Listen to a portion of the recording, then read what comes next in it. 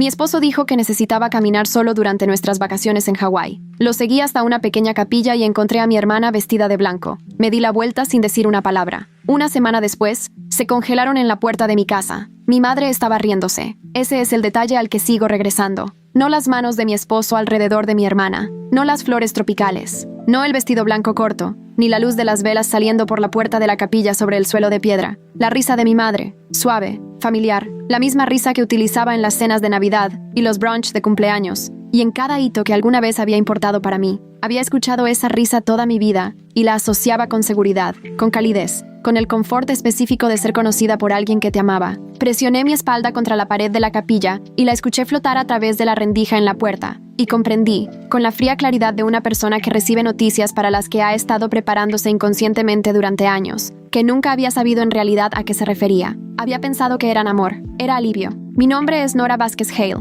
tengo 31 años. Soy contadora pública certificada, con una práctica que construí a partir de un solo cliente, un dueño de restaurante en Phoenix, que necesitaba a alguien que desenredara sus declaraciones de impuestos sobre ventas, y me dio una referencia a 3 personas más, que me dieron referencias a 12 más, y así sucesivamente durante 6 años hasta que tuve 43 clientes, una oficina de 2 personas en Camelback Road y una casa de 4 habitaciones en Arcadia, en la que yo había puesto un 20% de enganche, por mí misma. Necesito que entiendas esa última oración antes de que sigamos adelante. La casa era mía, mi pago inicial, mi puntaje de crédito, mis ingresos calificados en la solicitud de la hipoteca, mi nombre en la escritura. Lo compré 8 meses antes de que Adrian y yo nos casáramos, y cuando nos casamos, añadí su nombre como coprestatario, como un gesto de asociación, el tipo de gesto que parecía obvio, generoso y correcto en ese momento. La forma en que cada trampa parece razonable desde fuera. Adrian Hale tenía 34 años. Atractivo de una manera confiable y de bajo mantenimiento, mandíbula cuadrada, buena sonrisa, el tipo de rostro que se percibe como digno de confianza en el primer encuentro y que toma años aprender lo contrario. Era consultor, lo que en la práctica significaba que tenía una serie de ideas de negocio que yo evaluaba con un rigor profesional y que financiaba con dinero profesional y veía morir con paciencia profesional. Un concepto de desarrollo inmobiliario que nunca salió de la etapa de presentación, una empresa de gestión de alquileres a corto plazo que duró 14 meses, una marca de hospitalidad que consistía en una LLC, un logotipo y 6 meses de mi dinero antes de que yo sugiriera, de manera discreta, que hiciéramos una pausa y reevaluáramos. Cada vez me decía a mí misma que era un visionario, cada vez me decía que la paciencia era una virtud y que la idea correcta surgiría, y que estaría contenta de haber creído en él. Lo que en realidad estaba haciendo era financiar mi propio reemplazo. Pero me adelanto. Mi hermana Brianna es 3 años menor que yo y ha sido, desde aproximadamente su nacimiento, la versión de una hija que mis padres realmente querían. Es hermosa de una manera que detiene a las personas en medio de una frase, cabello oscuro, los pómulos de mi madre, y una facilidad en situaciones sociales que he pasado toda mi vida observando y nunca he podido descifrar con éxito.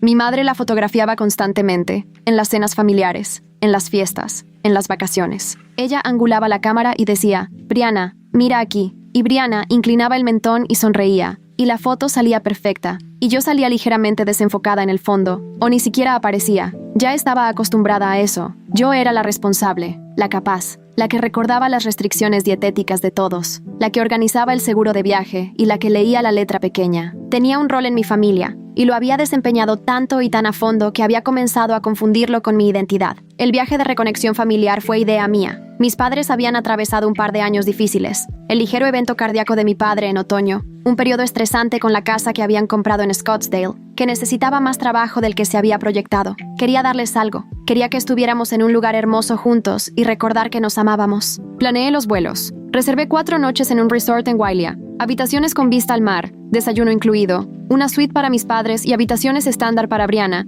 y para Adrian y para mí. Pagué el depósito en una reserva privada para la cena en un restaurante a la orilla del agua que tenía una lista de espera de 3 semanas. Compré el estacionamiento del aeropuerto para todos. También estaba acostumbrada a eso. Llegamos un martes. Los primeros 2 días fueron fáciles, en el sentido de que viajar es fácil, cuando todo lo que has organizado funciona. Mi madre tomaba fotografías en la playa. Mi padre salió a caminar por la mañana y volvió, luciendo descansado, de una manera que no había visto en meses. Adrian era atento en público, de la manera particular en que siempre lo era en vacaciones. Más cariñoso, más presente, más como la versión de él con la que me había casado que la versión con la que vivía día a día. Me decía a mí misma que eso era lo que el viaje hacía por las personas. El jueves fue el día en que todo cambió. Habíamos estado en la piscina desde las 10. Mi madre y Brianna estaban en el agua. Mi padre estaba dormido en una silla reclinable con un sombrero cubriéndole la cara. Adrián estaba en su teléfono, lo cual era normal. Adrián siempre estaba en su teléfono, pero había algo en el ángulo de su cuerpo. Se giraba ligeramente lejos del grupo, con los hombros curvados hacia adentro,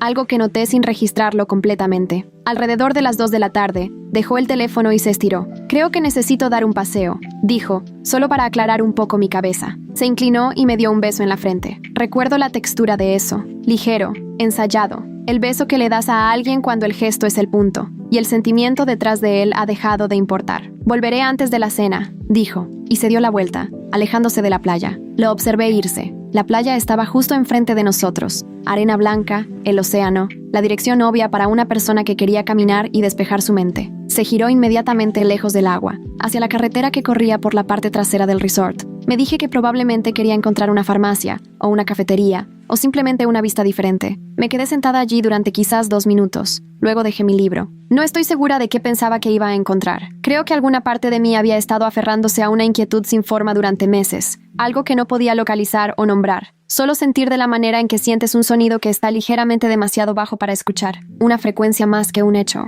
Había estado viviendo con eso el tiempo suficiente para que seguir a mi esposo por un camino secundario en Maui se sintiera menos como paranoia y más como finalmente girarme hacia un sonido que había estado ignorando. Me mantuve lo suficientemente alejadas para que no se girara y me viera. Caminó rápido, no a un paso errante, no al andar de alguien que disfrutaba del paisaje, sino con propósito, decidido, yendo a algún lado. El camino se curvaba pasando una fila de edificios bajos, un estacionamiento medio lleno de autos de renta, una franja de locales comerciales, una tienda de surf, un lugar de smoothies, un taller de soplado de vidrio con la puerta entreabierta y música saliendo. Y luego el camino se estrechó y lo comercial dio paso a algo más tranquilo. Y al final de un pequeño camino, flanqueado por hibiscos y palmeras que se inclinaban, había una capilla, pequeña, blanca, una puerta de madera ligeramente entreabierta, arbustos florales a lo largo de la pared frontal, del tipo que son, deliberadamente, intencionadamente hermosos en la manera de un lugar que celebra ocasiones. Adrian caminó directo hacia ella. Yo me quedé al otro lado de la carretera. Mi corazón estaba haciendo algo extraño, no latiendo rápido, no golpeando, solo latiendo de una manera de la que de repente era muy consciente, cada uno distintivo y deliberado. Esperé una explicación lógica para una boda de un amigo que él había olvidado mencionar, alguna coincidencia que hiciera de esto una historia divertida más tarde, literalmente cualquier interpretación de lo que estaba viendo que no fuera lo que ya estaba entendiendo. Ninguna llegó. Crucé la carretera. Presioné mi espalda contra la pared exterior de la capilla, a la derecha de la abertura en la puerta. A través de ella, la luz de las velas cortaba el suelo de piedra en una línea cálida e inestable. Escuché la voz de mi hermana. Ella no sabe, ¿verdad? La pregunta fue baja, cuidadosa, con el registro particular de alguien que estaba nervioso, pero tratando de no mostrarlo. La respuesta de Adrian era todo lo contrario. Calmado, incluso cálido. «Relájate. Ella piensa que estoy caminando por la playa». No me moví. Brianna dijo algo que no pude captar, algo suave, y luego oí un pequeño sonido, una risa cercana y familiar, y me incliné muy ligeramente hacia un lado para ver a través de la abertura. Mi madre estaba cerca del frente. Ella estaba de pie junto a mi padre,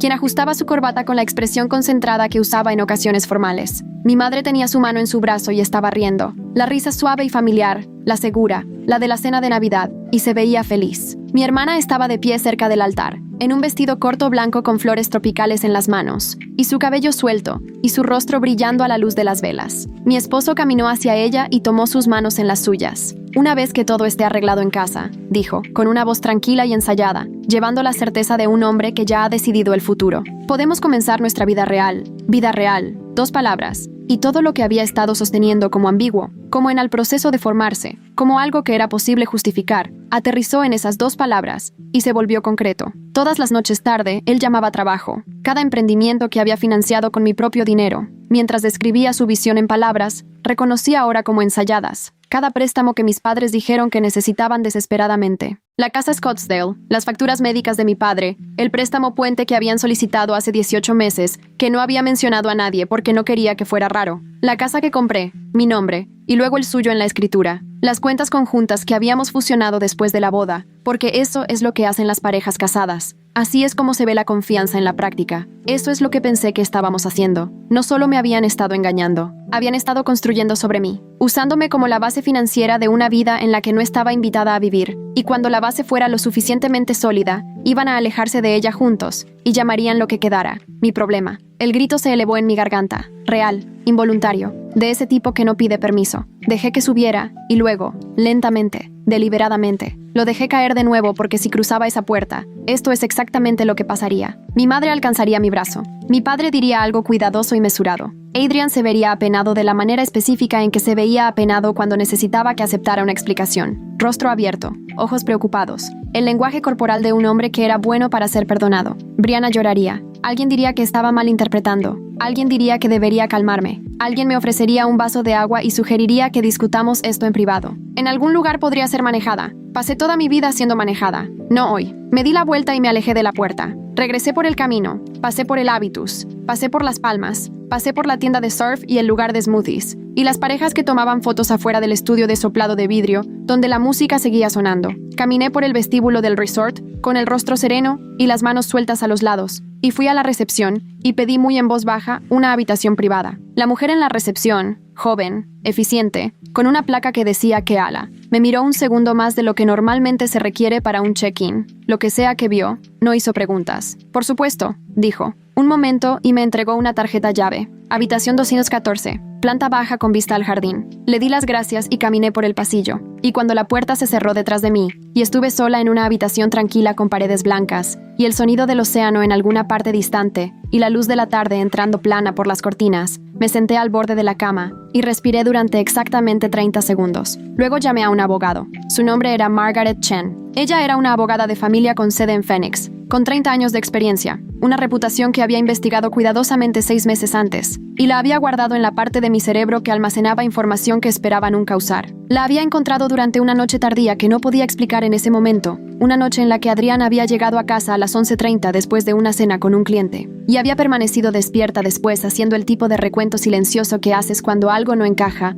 y aún no quieres saber qué es. Guardé su número bajo M. Chen, referencia, y me dije a mí misma que solo era investigación. Ella respondió en la segunda llamada. Hablé despacio, claramente. La manera en que me entrenaron a hablar con los clientes cuando las noticias son malas y la precisión importa. Estoy en Hawái, dije. Mi esposo está en una capilla ahora mismo con mi hermana. Mis padres están allí. Estoy viéndolos planear una vida juntos utilizando dinero y propiedades que legalmente son mías. Necesito proteger mi casa y mis cuentas antes de abordar un avión de regreso a casa. Margaret Chen dijo, hiciste lo correcto al llamar primero. Hablamos durante 22 minutos. Le conté todo. La casa, las cuentas, los préstamos comerciales que había financiado en silencio, el préstamo puente de $18,000 a mis padres, la propiedad compartida y las inversiones conjuntas. Ella escuchó sin interrumpir, como hacen los buenos abogados, asimilando todo antes de empezar a clasificarlo. Tu casa, dijo. ¿Está su nombre actualmente en la escritura? Sí, añadido después del matrimonio. La hipoteca está a nombre de ambos, pero yo soy la prestataria principal. El pago inicial original está documentado. Mi cuenta de ahorros personal. Tengo los registros de la transferencia. Bien, una pausa. Hay algunos pasos protectores inmediatos que podemos tomar antes de que aterrices. Necesitaré que documentes todo lo que viste, la hora, el lugar, lo que se dijo. Memo de voz o escrito no importa. Solo hazlo mientras esté fresco. Agarré el bloc de notas del hotel del escritorio. Escribí todo en la letra limpia y precisa de una persona que ha estado registrando hechos por su trabajo durante una década. 2:04 p.m., capilla en Kila Hana Road, aproximadamente a 0.4 millas del resort. Adrian Hale y Brianna Vázquez presentes. Padres Robert y Cecilia Vázquez presentes. Vestido blanco, flores, palabras exactas pronunciadas. Ella no sabe, ¿verdad? Relájate. Ella piensa que estoy caminando por la playa. Una vez que todo esté arreglado en casa, podremos comenzar nuestra vida real. Fotografié el bloc de notas con mi teléfono. Hay más. Le dije a Margaret. Mis padres nos pidieron prestado dinero. $18,000, estructurados informalmente como un préstamo, nunca documentado correctamente. Y he sido la principal financiadora de múltiples negocios a nombre de mi esposo. Todo eso, dijo, es relevante para el procedimiento de división de activos. No discutas nada de esto con tu esposo, tus padres o tu hermana hasta que hayamos presentado. Ni una palabra. Entiendo. ¿Cuándo puedes regresar a Phoenix? Abrí mi laptop. Saqué la aplicación de la aerolínea. Hay un vuelo a las 7:15 de esta noche. Llega a las 2:30 a.m. Resérvalo. dijo. Tendré a un cerrajero en tu casa a las 9 de mañana. Comenzaremos la presentación de protección en las cuentas a mediodía. Lo reservé. Regresé a la suite. Mi maleta estaba en el armario, mayormente todavía empacada porque solo había desempacado lo que necesitaba cada día. Un hábito de eficiencia, de siempre estar lista para moverme. Agregué lo que estaba en la barra del baño. Doblé los 2 vestidos que había colgado. Zipé la maleta. Miré alrededor de la habitación. La suite con vista al océano que había investigado, reservado y pagado. La terraza donde Adrian y yo habíamos tomado café la primera mañana, donde había pensado que estábamos bien. No dejé una nota, no envié un mensaje, no me despedí de mis padres ni de mi hermana, o de la versión de mi vida que había estado yendo en una dirección que no había elegido.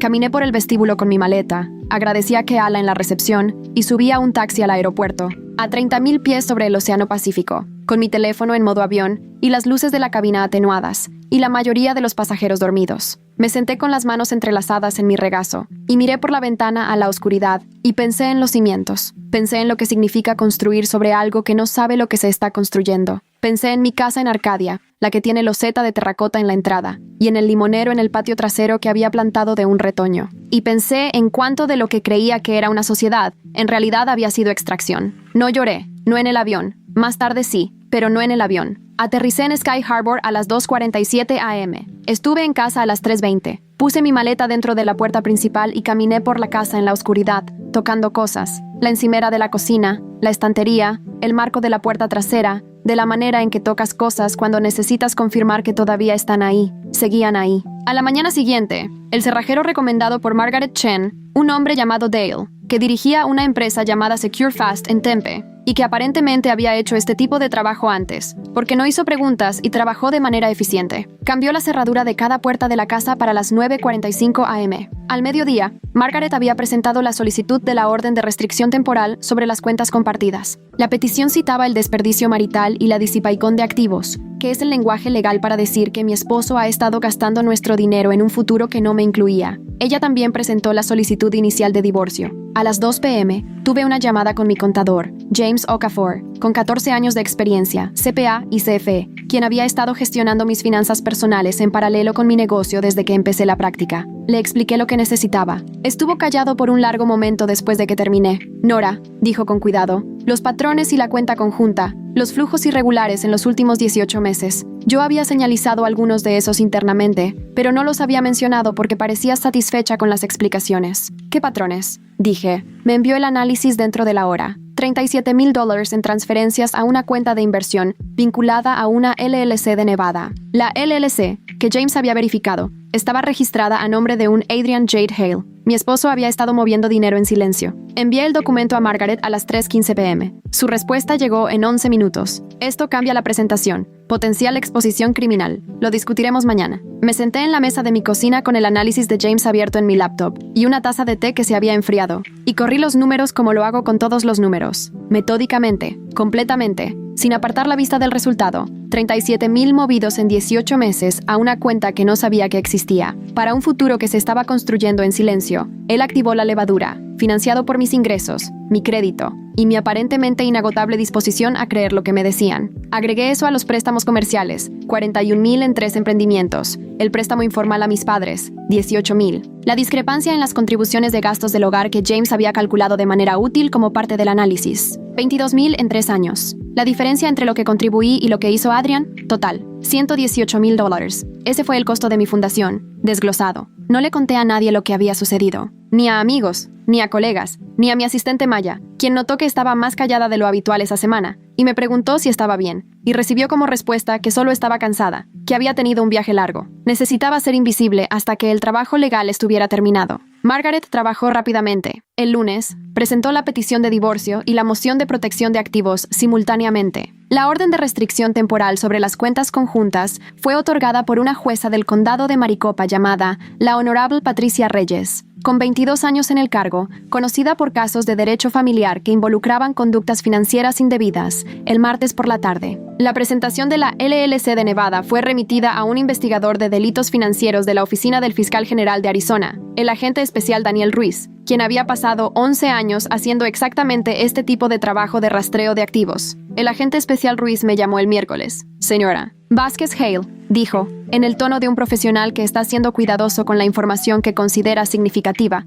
Quiero hacerle algunas preguntas sobre las transacciones que su abogado destacó. Respondí cada una de ellas, claramente, con documentación. Me volvió a llamar el jueves. Hay transferencias adicionales que hemos identificado, dijo. Más allá de lo que su contadora encontró, necesitaremos discutirlo. Por supuesto, dije. Me serví una segunda taza de té y me senté en la mesa de mi cocina y esperé. Ellos regresaron a casa el sábado. Lo sabía porque había instalado una cámara de timbre Ring el diciembre anterior. Después de que un paquete fuera robado del porche, la aplicación me alertó a las 4:22 p.m. con una alerta emocional. Estaba en mi sofá. Mi té estaba caliente esta vez. Tenía una manta de cachemira sobre mis piernas, y la luz de la tarde entraba por la ventana de la sala en el ángulo que siempre me había gustado, largo y bajo, como se pone en octubre, cálido sin calor. Tomé mi teléfono y abrí la vista de la cámara. Un coche, un alquiler, todavía con la etiqueta en la esquina de la ventana trasera, se metió en la entrada. Adrian salió primero. Se movía con la confianza fácil de un hombre que regresa a casa, rodando su maleta con una mano, el teléfono en la otra,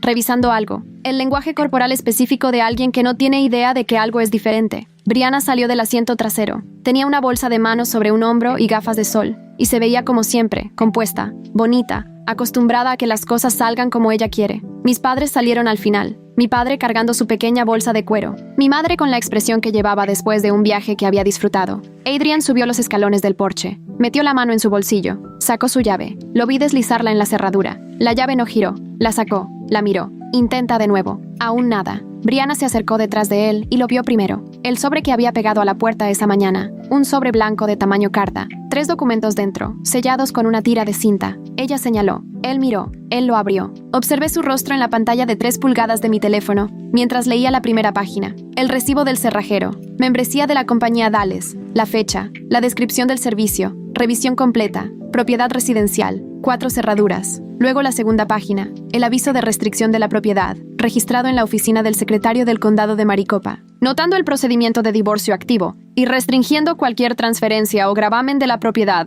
hasta que se resuelva. Y el tercero, la primera página de la petición de divorcio, en el tapete de bienvenida, donde normalmente estaría la llave cuando volvíamos a casa de los viajes. Un hábito que tenía Adrián, siempre dejándola de repuesto en el tapete. Su anillo de bodas. Lo había encontrado en el mostrador del baño la mañana después de llegar a casa. Lo había colocado allí deliberadamente. El silencio en la transmisión por la cámara se alargaba. No hay audio en esa cámara, lo cual siempre me había parecido ligeramente molesto, y ahora me parecía perfecto. Observé a mi esposo leer un documento que le decía que la fundación había desaparecido. Observé a mi hermana quitarse las gafas de sol. Observé a mi madre girarse para mirar a mi padre. Observé a mi padre decir algo. No pude leer sus labios, pero su rostro tenía la expresión de un hombre que está recalculando. La misma expresión que tiene mi contador cuando un número no cuadra y necesita un momento. Adrián se volvió hacia la cámara. Sabía que estaba allí. Hablamos de eso cuando la instalé. La miró por un momento, no con rabia, sino con algo más complicado. Tal vez reconocimiento. La comprensión de que la persona que pensó que había logrado someter a su voluntad, en realidad, había estado manejándolo a él. Puse mi teléfono boca abajo sobre el cojín del sofá. Tomé mi té. Afuera, la luz de octubre se movía por el suelo de mi sala. El azulejo de terracota que elegí yo misma. Las estanterías que construí. El limonero visible a través de la ventana trasera que había estado cuidando durante 3 años y que, me alegra informar, estaba en excelente estado. Esto es lo que vino después. El divorcio tomó 14 meses. Margaret Chen, quien resultó ser tan formidable en la corte como su reputación lo sugería, y cuya consulta de 20 minutos en una habitación de hotel en Maui una tarde de jueves, consideraré como una de las mejores inversiones de mi vida, recuperó $211,000 en el acuerdo final, contabilizando los activos disueltos, las transferencias de la LLC, los préstamos informales y las contribuciones diferenciales de propiedad. El abogado de Adrian, un hombre llamado Gareth Sims, quien más tarde supe que había aconsejado a su cliente que esto era imposible de ganar, presentó 3 mociones que la jueza Reyes denegó en secuencia con la concisión específica de alguien que considera su tiempo valioso. La referencia del agente especial Ruiz resultó en una investigación formal.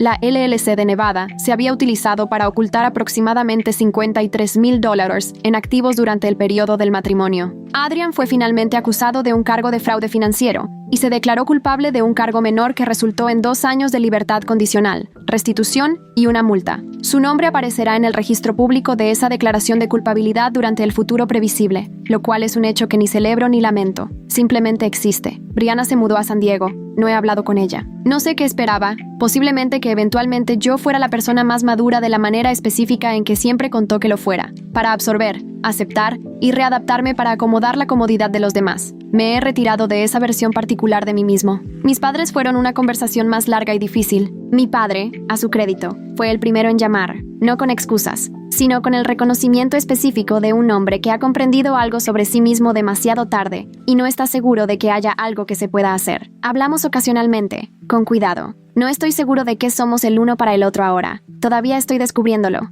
Mi madre no ha llamado. James Okafor sigue siendo mi contador. Ahora señala cada anomalía el mismo día, lo cual es lo que debería haber pedido desde el principio, y lo que solicitaré de todo en adelante. La casa es mía, mi nombre solamente. En la escritura ahora como siempre debió haber sido. El limonero produjo más de lo que podía usar esta temporada, así que dejé bolsas de limones en los porches de los vecinos, como lo hacen las personas en mi calle. Y yo. Tomé 3 semanas de descanso en enero y no hice nada profesionalmente útil. Fui a la biblioteca y leí novelas. Cociné cenas elaboradas para mí y las comí en la mesa con un libro abierto. Fui a terapia. Mi terapeuta se llama la doctora Aisha Osai, quien tiene 14 años en trauma familiar y teoría de sistemas, y que dijo algo en nuestra 4ª sesión en lo que no he dejado de pensar. El rol que te asignaron en tu familia no se trataba nunca de quién eras realmente. Se trataba de lo que necesitaban. La pregunta ahora es quién eres cuando nadie necesita que seas nada. He estado trabajando en la respuesta. Aún dirijo la consultoría. Ahora tengo 47 clientes. Maya, que notó que estaba callada ese octubre y preguntó si estaba bien, recibió una promoción en febrero. Celebramos con un almuerzo en un lugar con una muy buena carta de vinos. Aún planifico las cosas cuidadosamente. Aún leo la letra pequeña. Sigo siendo, por naturaleza y por formación, precisa. La diferencia es que ahora, cuando construyo algo, sé sobre qué cimiento está de pie, el mío. Y ya no tengo la costumbre de dejar que otras personas se paren sobre él sin conocer el costo.